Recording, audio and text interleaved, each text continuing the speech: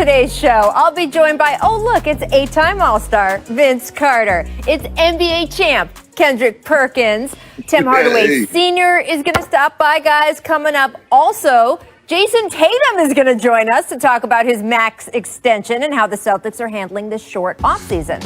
First, though, the Rockets and the league are reviewing whether James Harden violated the NBA's COVID-19 policy after online videos surfaced of him partying maskless at a club. The Rockets and league office are attempting to verify that it is indeed recent video, which would confirm that he violated protocols and would also jeopardize his status for tonight's season opener against the Thunder. Now, in response, Harden posted this to his Instagram story. One thing after another, he writes. I went to show love to my homegirl at her event, not a strip club, because she is becoming a boss and putting her people in positions of success, and now it's a problem. Every day, it's something different. No matter how many times people try to drag my name under, James writes, he says, the real always ends on top. Of course, I would personally note that the issue the NBA is investigating isn't whether he was at a strip club specifically. It's being at an indoor gathering with a crowd of people without a mask, all of which is against NBA rules. And on top of all of that, we have breaking news on the jump. Here to give us the latest on the Rockets, our senior NBA insider, Adrian Wojnarowski. Woj, I want to get to Harden in a second, but you have a developing story here. Some of the other Houston Rockets who may not be available for tonight's season opener against the Thunder. What is going on? Yeah, Rachel, the Rockets are conducting contact tracing on a few of their players, including a couple of their key players, beginning with John Wall, DeMarcus Cousins, and K.J. Martin, their rookie forward. I was told tested positive, but they're testing him further for the coronavirus. What I was told was they were away from the facility in the last day or two, getting a haircut, and they were at an apartment of one of the players, and so it was Cousins and Wall. And K.J. Martin among them. There might have been another player there. But right now, because of that positive test for Martin, and the team itself announced just prior to us reporting that he had tested positive, that he was not with the team. He was self-isolating, like Ben McLemore, who we also reported tested positive a few days ago for the coronavirus. So also should note, our sourcing tells us that both Wall and Cousins have both tested negative today for the coronavirus. And so, that contact tracing, based on what else they find out with K.J. Martin in terms of whether that positive test stands up, that could keep other teammates out of the lineup. The league essentially has some freedom with contact tracing with how long they would hold a player out. We saw with Mike Connolly in Utah, based on proximity and to somebody who had it, they kept him away for almost a week. Wow. Well, as if that's not enough to deal with, let's get back to James Harden, the allegations of him partying at a club. What would happen if the Rockets and the league conclude their investigation and find that Harden is indeed, as it certainly appears, and really by his own admission in that Instagram post, that he was in violation of the league's COVID protocol? Yeah, he could face a suspension, Rachel, and these protocols are all new to the season, and we haven't seen the league have to punish anyone yet or to execute, at least outside of the bubble.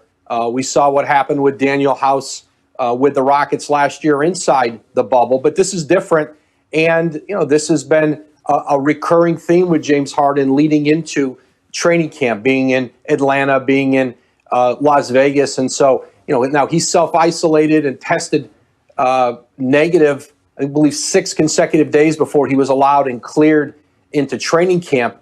But based on what their findings are, and I know the Rockets are working with the league on Harden, to see essentially if he's going to have to be away from the team again, and again, if there's going to be a punishment. So, there's a lot of uncertainty. And by the way, the Rockets open up tonight against Oklahoma City. And I'm told the Thunder have not really had any contact with anybody, with the league or the Rockets, about what this means for them in their game tonight. It really is remarkable to see the dominoes And Woj, you and our colleague Tim McMahon have done such great reporting on this all morning. I've been glued to both of your Twitter feeds. One of the things that came out was confirming, in fact, that sources told ESPN that James Harden indeed had coronavirus earlier this year. It is what made him late for the bubble. Of course, that was the assumption, but it had not been publicly confirmed. And it is my understanding, is it yours, that the league is telling players, even if they've had it, we don't know enough about how immunity from this disease works, that you can't just assume because you've had it, you can run around without a mask or publicly gather, correct? That's exactly right, Rachel. The rules don't change for you if you have previously tested positive and now just have the antibodies, or you've yet to have the coronavirus. The rules in place are the same, and so they wouldn't be different for James Harden or any other player or individual in the league who's going to be tested and be around his peers. Really, just every day I wake up and something new is happening in Houston. I know it's 10 times for you guys. Thank you so much for your insight, Woj. Thanks, Rach. We will be here all show. So if anything else more breaks, you know where to find us. Okay, sounds good. I want to welcome back in Vince Carter, Kendrick Perkins. Guys, I want to start with you, Vince. What is your reaction to hearing the latest news on James Harden? Well, when I first heard about it, I was like, again? I was like, oh, is this the same, the Right. original one? So, I mean, I know he doesn't want to be there, and, he's doing everything he can to get moved. But Perk has said this for a long time now, is Houston Rockets have the keys, and they could do with him what they want. And another thing that he said, that they don't have to move him to the team that he wants to go to. Mm-hmm. So with all of the back and forth and not showing up and going here and going there, they can send you wherever they want to send you and just deal with the consequences. Or, if he doesn't show up to practices, the games, and they play, they're going to continue playing with or without him. So he has to realize, I think if he wants to get moved, he just needs to just do what he needs to do. And I don't want to use the word model citizen, but just come to work, be the James Harden we all know, and increase his value so they'll move and cooperate with him. But right now, I don't see Houston cooperating with them, particularly if they don't get anything of value that it comes close to what he brings to the table. Yeah, and Vince, Rachel, look, Vince is letting them off the hook pretty easy. This is bad. This is not good for several reasons. And one of those reasons is that, one, if you're trying to get moved, like Vince said, then you have to be a professional. Because not only do the Rockets have the keys and they don't have to trade you, but it's a turnoff to other organizations. Because I've been hearing from multiple GMs that they're scared of trading for James Harden, and it has nothing to do with his own court. What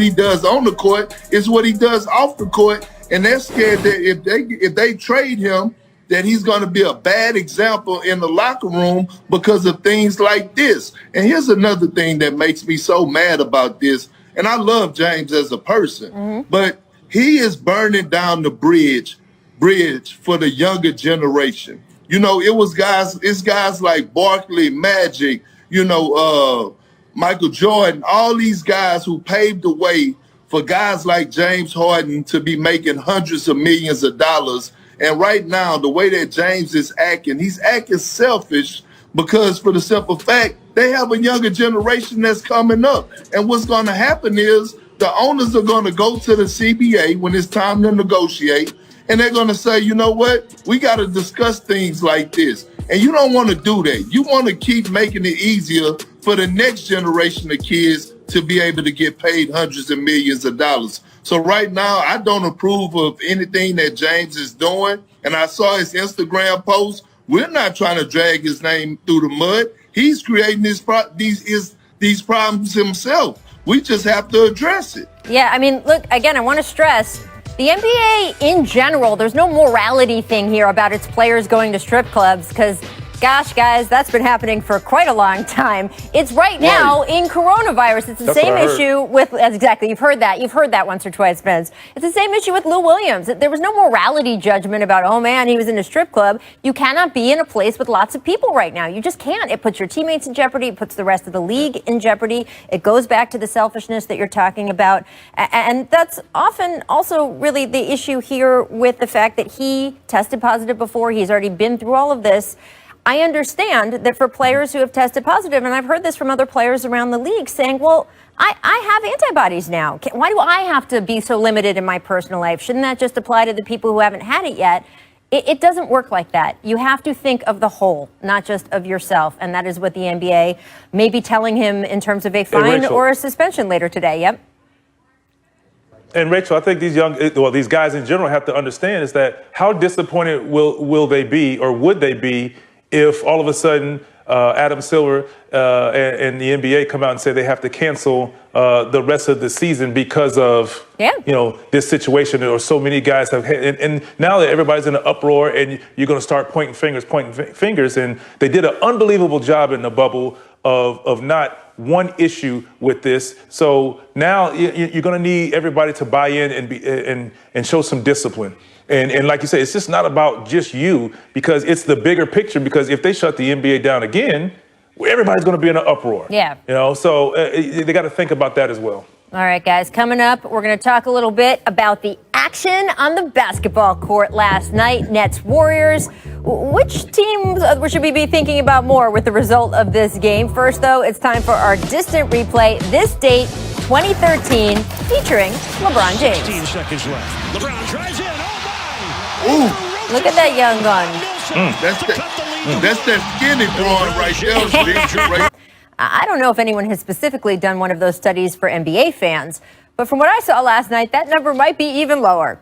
Just a few bounces of the ball, and suddenly the internet had decided.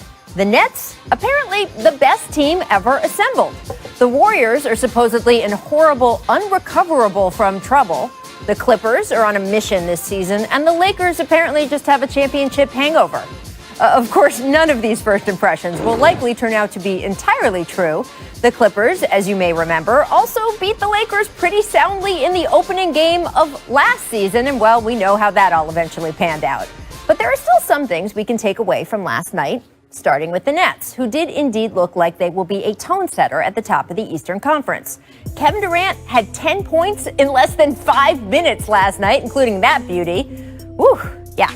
He would finish with 22, while Kyrie Irving looked as wizard-like as ever, moves like this. My Lord.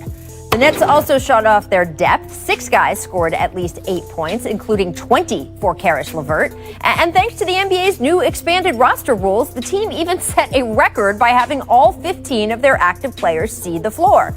Afterward, the Nets celebrated with Kyrie presenting rookie coach Steve Nash the game ball. This is the start of something new right here, man. And I'm grateful to have you as the head of our snake for our coach. And I'll go to war with you any day, Steve. Aw, very nice. Also post-game, we got a KD interview with TNT's Inside the NBA crew. That did not go as well, especially when Charles Barkley took a turn. Take a look. You know, Kevin, there was talk about you coming back for the playoffs last year. So you really just been working on your game, trying to get back your timing and conditioning, really, to be honest, correct? Yeah.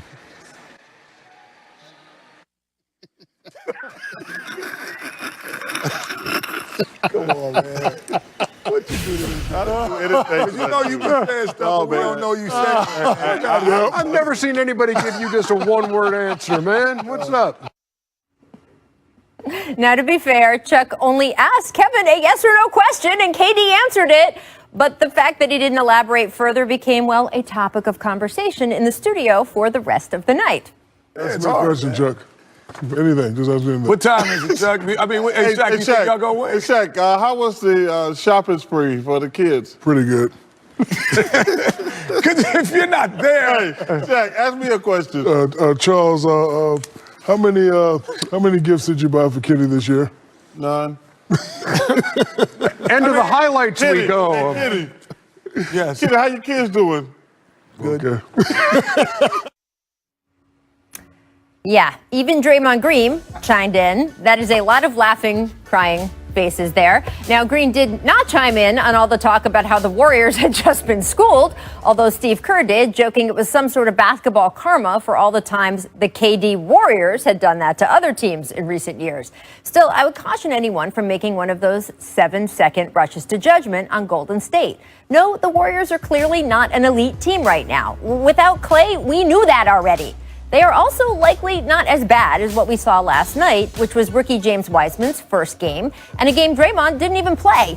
The same caution about first impressions also applies to the Clippers and Lakers, who kicked off the night with the most unusual ring ceremony in NBA history and finished it with some disjointed play and LeBron James sitting out the game's final 8 minutes with a rolled ankle. Now, I was in the mostly empty Staples Center last night, and I can tell you the whole vibe was just, well, as weird and disorienting as everything else has been this year, which is why when, not long after the game started, Paul George bounced a pass to, I don't know here, the referee. It wasn't shocking to me that he was taking a minute to get his bearings. Of course, NBA Twitter is NBA Twitter, so we got a lot of this. Again, though, first impressions aren't always correct, and PG's night was about to get better, a lot better. A dominant 33 points better, where we saw PG do stuff like this. Yeah. So that's good to see again. And this. The performance certainly seemed to back up what Paul has been saying for weeks, that finally having two healthy shoulders was making a world of difference from last season. It also underscored how the franchise listened to him when he publicly complained about not being put in enough pick and rolls. Last night, nearly 70% of PG's possessions were pick plays, and the Clippers also gave him more flexibility within each of those possessions, which directly led to 34 of his points, or 34 points overall. So how much stock should we put in all of what we saw last night? Not too much. After all, scientists have also found snap judgments, the ones we make in those early 7 seconds, are often just patently untrue. Apparently, we have to give these teams at least, 2 games? Then I'm sure we'll know everything. Vince, I love those Paul George stats. I love seeing him thrive and answer the challenge last night. What do you think the Clippers can do to continue getting that version of Paul George? Nothing. I think it's, in my opinion, I think it's business as usual. We've seen Paul George have great regular season. They need him to be prolific, elite, one of the best 5 to 10 players in the NBA in the postseason. So right now, this is just revving up, getting warm for the postseason. So I think, put him in the pick and roll situations that he wants, where he feels like he can thrive. Okay, fine, we're going to put you there, but we need you to bring this same energy and effort in the postseason for them to win. Yeah, I agree. And here it is. Paul George is a phenomenal player.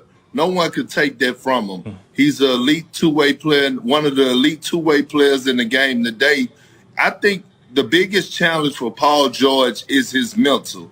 And the best thing that happened for Paul George was Ty Lue. Ty Lue is a coach that not only he would get on you, but he could relate to you. So he's almost like a friend slash brother slash coach that will get the best out of Paul George, and he listens to his players. You could tell Paul George is playing with a clutter-free mind, and it showed on the court. And like Vince said, we never doubted his talent in the regular season. It's when it gets tough and when it matters the most in the postseason, what Paul George are we going to see? Are we going to see the Paul George that have those 5 for 15 nights, or he's going to be locked in? He's going to block out all the distractions. He might need to take a chapter out of LeBron James' book and go dark mode, where he get off of social media and just have straight tunnel vision. And I think that will help him a lot. Yeah, that's a great point, Perk. I want to get to the other game from last night. I want to add to that. Yeah, go ahead. I just want to add one thing to that. And I think, and he should use the regular season as practice, as these big games, the Christmas games, and any big games that they have. That should be his approach, playoff mode. Everything is to playoff mode. They felt like they had a letdown and this didn't happen. That everything should be geared towards and predicated to how we're going to play in the playoffs starting now. Yeah, for sure. All right, let's get to the other game from last night, where the Nets looked awesome in that 26-point win over the Warriors. The 7-11 duo of Kyrie and KD Kyrie, 26 points in 25 minutes. KD, 22 points in 25 minutes. Perk, was that blowout last night more about the Nets being great or the Warriors having trouble? It was more about the Nets being great. It's not, look, the Warriors are not the only team that's going to get blown out by the Brooklyn Nets. It's going to be a lot of teams get blown out by them, Rachel. They are deep.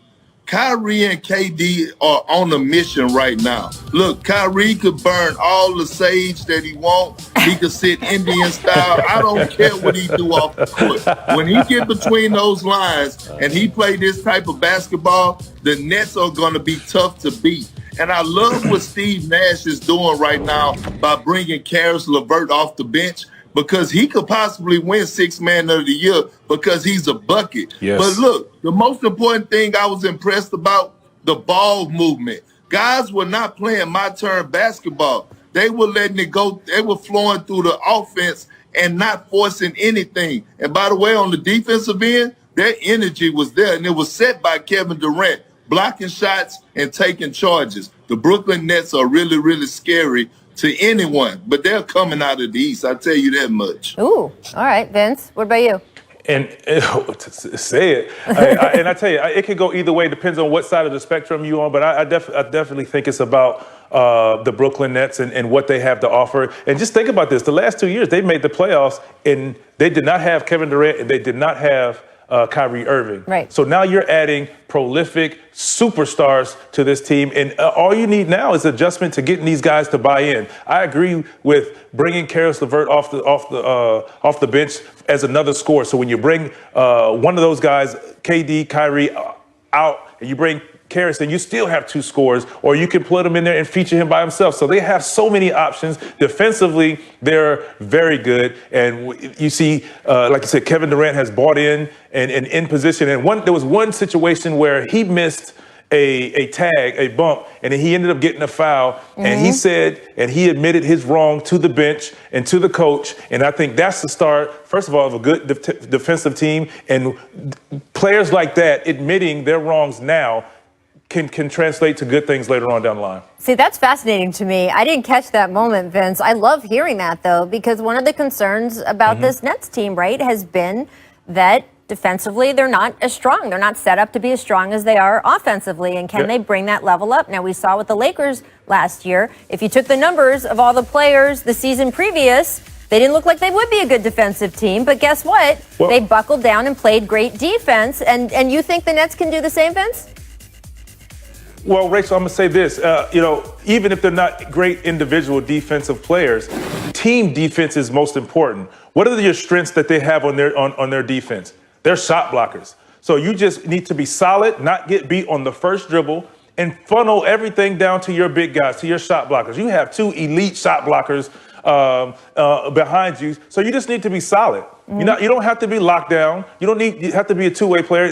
But you just need to be solid and come up with the scheme that works for you. And you're going to make adjustments because you're going to play against special players. I understand that. But if you have a solid defensive system, good things can happen because offensively, like Perk said, they're going to blow out a lot of people. Mm-hmm. They're going to blow out a lot of people. They're going to outscore a lot of people. But when those close games come about, you just have to remain solid. Yes, some schemes are not going to work, but if you know that you have two shot blockers behind you, that should be comforting. And one thing that we have to keep in mind is that Kevin Durant and Kyrie Irving are NBA champions, so they know what it takes. Mm-hmm. And when I watched from the start of the game, Kyrie Irving took on the challenge of guarding Steph Curry.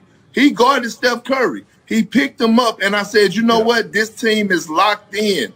And that comes from being taught in Cleveland for Kyrie Irving. You look at Kevin Durant. I saw that he was locked in. I taught him well. And then also learning from Golden State.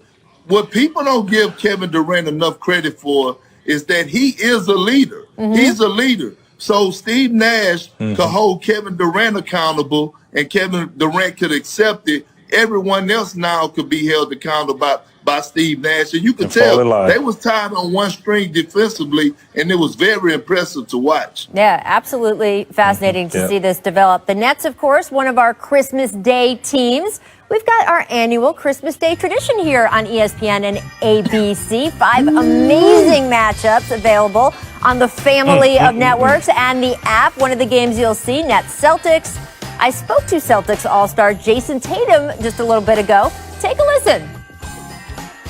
We are thrilled to welcome an NBA All-Star. That's so much fun to say. Jason Tatum, thank you for joining us, Jay, as the season gets started. Do you feel it? Do you feel like it's a new season? Yeah, I feel like it. Obviously, it's a quick turnaround. And things are obviously a lot different. But, I miss hooping. So, like a lot of other people, I'm just ready to be back. Well, I was going to say it was a short off season. People barely had time to catch their breath, but you had time to do something very important. You signed a 5-year, $195 million extension with the Celtics. Obviously, that's a great referendum on what you have done so far in your career, but it's also an investment in you for the future. What type of pressure are you putting on yourself by signing this deal? Yeah, I look forward as a partnership. Obviously, this is where I want to be for a very, very long time, and I was glad that we were able to make that happen. And what I do on the court, and be able to, inspire people and compete for championships is more important than, I guess the money and things like that. If you go out there and compete and accomplish all those things, the money will come. And, I'm super grateful for it. Obviously, it's life-changing, myself, Deuce and his kids. But, I'm more focused on basketball and just the love of the game in that aspect. Well, I'm sure Celtics fans appreciate hearing you say that, but I still got to ask, did you make any big purchases? I mean, something you had to have given yourself for that deal. No, I haven't got anything. I don't spend any of my my NBA money. I save it all and invest it. So I only spend my endorsement money. So I'm still stacking that up. That is a good strategy. I did want to ask you about your team because you've had guys in and out, right? Gordon Hayward's not there anymore. Kemba Walker not going to be able to start the season because he's taking care of that knee. How does that change things for you guys as you try to get off to a hot start here? Yeah, I think it kind of has to elevate everyone else's game. Starting with myself and JB and Smart. We got to pick up the slack. And the new guys, we got T and Tristan. Veteran guys that have been doing this for a while. And even the rookies. Everybody has to be ready to step up. These uncertain times. And, when we got some guys out, especially in the start of the season, we don't want to fall behind. We want to get off to a great start like everyone else. So we're just going to need more from everyone. Well, I don't mean to invite you on here and then hit you with an investigative gotcha question. But, Jason, I'm just going to go there. I am. Did you really grow 2 inches? Because Brad Stevens came out and told everyone that you went from 6'8" to 6'10". And we want to know the truth here at the jump. We can handle the truth. Nah, he said that last year. I think just after a game, something I might have looked 6'10", but growing my hair up. So hopefully that helped with my height. I don't know. I like the back and forth you have with Donovan Mitchell over it. I guess you're kind of always growing and you're always a teenager still in the NBA. Do you have any butterflies for opening night, Jason? Do you still get those? Butterflies, yeah, I get excited. It's kind of like first day of school. I remember my first game in the NBA. I was a lot more nervous, but the excitement is still there. And I think that's where the butterflies come in, and I love playing this game, and thankfully that we get another opportunity to do so. I love it. Jason, thank you so much. Best of luck to you guys this season. We'll be talking to you plenty. A regular season. So this is our last chance, guys, to make some 2021 award predictions. First up, I want to know who you guys got for most valuable player. Caesars William Hill has Luka Doncic as the front runner, just ahead of reigning 2-time MVP Giannis Antetokounmpo. So Vince, who's your pick? I mean, that's a great list. You look at that list, but I'm going to say Durant's going to come back with a vengeance to prove that he's one of the best in this league. And I think we forget how prolific of a scorer he is. I mean, he showed, we're like, oh, is he back? Is he back? Let me tell you something. What he was doing and how easy he scored over whoever. It didn't matter if you were 7 feet or 6'5", he was scoring at will, and we're going to see that all year. Well, I don't have a problem with your pick, Vince, but Kevin Durant, you had your turn. LeBron James, you had your turn. Steph, Giannis, y'all had y'all turn. James Harden, move out the way. It is Anthony Davis' turn, and I got him picked to win the MVP this season. Well, look, Anthony Davis also a big candidate for Defensive Player of the Year. In fact, he is the front runner, according to Caesars William Hill. He's followed by Gobert, Giannis, Bam Adebayo. So, Perk, are you picking him for both? Are you picking him for Defensive Player of the Year and MVP? Well, no, Rachel, I thought Anthony Davis should have won it last year, so I'm going with Bam Adebayo. Yes, I said Adebayo. I don't never pronounce his name right. Get what I'm saying?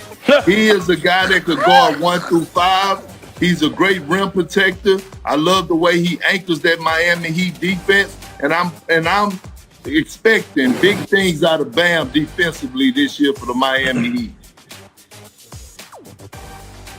And I'm going to go with Anthony Davis on this, and I agree with Perk. I think he was supposed to win last year. He feels like he was supposed to win. His team feels like he was supposed to win, and they have a great chance to go back-to-back with the title. So I think with him now slowly getting the keys to being the go-to guy, I think he's going to be the anchor to their team and make a huge difference, and I think he wants to prove that he was supposed to win it last year to go with that championship. All right, let's hit Rookie of the Year next, guys. Caesars William Hill gives LaMelo Ball the best odds of winning that award, followed by Anthony Edwards, James Wiseman, and Obi Toppin. So, Vince, you won Rookie of the Year in '99. Who is your pick to win Rookie of the Year 22 years later? I mean, in my heart, I want to say Anthony Edwards, because I don't think Minnesota has enough firepower to make the playoffs. So with that being said, it turns to LaMelo Ball. And so it's a slash. I say Anthony Edwards, but I think LaMelo has a better chance to get his team into the playoffs. Right. If you would, in the East. That's part of it, though. So, I mean, that's gonna speak volumes, obviously, for that award. So it turns to LaMelo. Yeah. Well, I love LaMelo. I think he's exciting, but he's not going to win the Rookie of the Year. I got to go with James Wiseman. Watching this kid last night, he scores so easy. He can score. He finishes well around the basket. He got a nice touch around, a nice 15-footer, nice post moves, and in this offense that the Golden State Warriors have around, so much attention is around Steph. He's going to get buckets, especially when Draymond Green gets back. So I got James Wiseman. You know I got a soft spot for the big man. You do, Perk. And look, I don't really give predictions, guys, because it takes some of my joy. One of my joy of watching the NBA is that I don't know how it's going to go. But I do have to agree with you, Vince. I think Kevin Durant is being overlooked in these preseason MVP picks and odds and everything like that. He's Kevin Durant, and the Nets are set up to be pretty amazing. I just think he's going to be in that conversation. There was no hesitation today. None. There was no hesitation on the court. All right, coming up, NBA legend Tim Hardaway Sr. dropping by. Look, you are above all a parent, right? You have a son who is playing in the NBA, Tim Hardaway Jr., during a pandemic. So before I ask you about the league or about yourself or anything else, what is it like being an NBA father right now, knowing that these guys are going to be out there in the world? I got to be telling everybody, all my friends, my family, they be like, what, how Tim dealing with this? How, the other ball players dealing with it? I said, hey, the NBA has the best situation. They understand exactly what they need to do. And the only thing that the guys need to do is follow what the rules are. Don't deviate from the rules, because you put your teammates, your organization, and other teams at risk. And my son, he's good with that. He's good with following rules and understanding how to be safe and what he needs to do to be safe. Well, look, if I had you for a dad, I would follow the rules. I'm just saying. I have seen you out there, so I believe you about Tim Jr. What are your expectations for the Mavericks this season? What do you think you're going to see? If they stay healthy, sky's the limit. Porzingis coming back in the middle of January. Tim has to. He's been healthier than he ever has been. He's 100% healthy. He's playing like he's at 100%. His athleticism is back. His confidence level is back. His versatility is back. Luka is Luka. I was going to say, you got to get to the most important name of that roster. No offense to your bloodline, Tim, but come on, it's Luka Doncic. I think everybody knows that it doesn't run without Luka now. Yeah.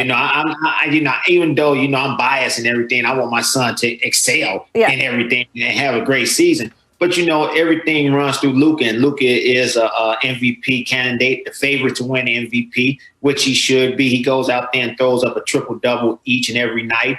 He plays the way he's supposed to play, gets his team involved. He gives them a chance to win. And another thing is, a lot of people don't understand. We can continually talk about this.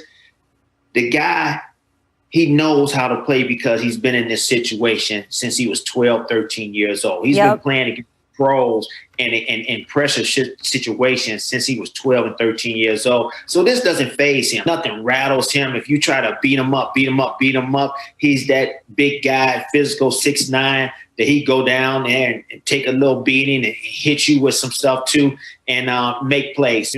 Last year, if they would have stayed healthy, they would have came in, I say, third, fourth, or maybe fifth in the Western Conference. So I'm looking at that same type of play this year if they stay healthy. Well, Tim, I like you giving Luka his due because sometimes the old heads, not going to lie, sometimes they do not like the young kids in the league, especially the Europeans coming over. So thank you for judging Luka on the merits. I do want to get back.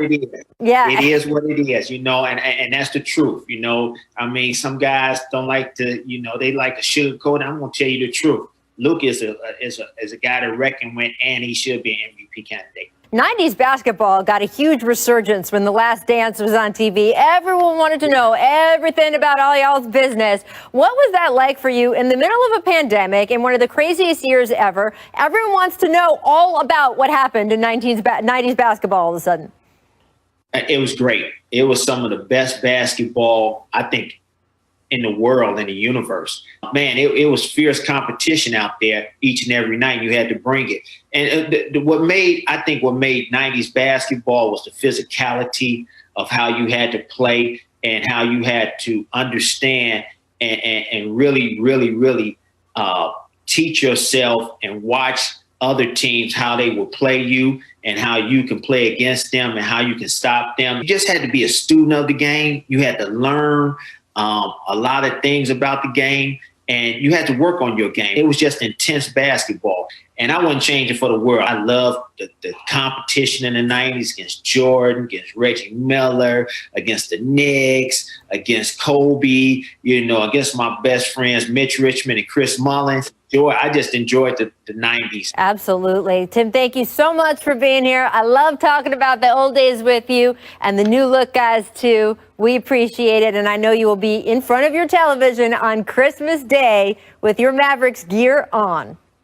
No question. With my Mavericks gear on, my Golden State Warriors gear on, and my Miami Heat gear on. That's right. That's right. Christmas Day was basically built for Tim Hardaway. Thanks so much. No question. Thank you. It's so fun watching that old video. And look at this old video. Speaking of fathers and sons, this was actually just posted by CP.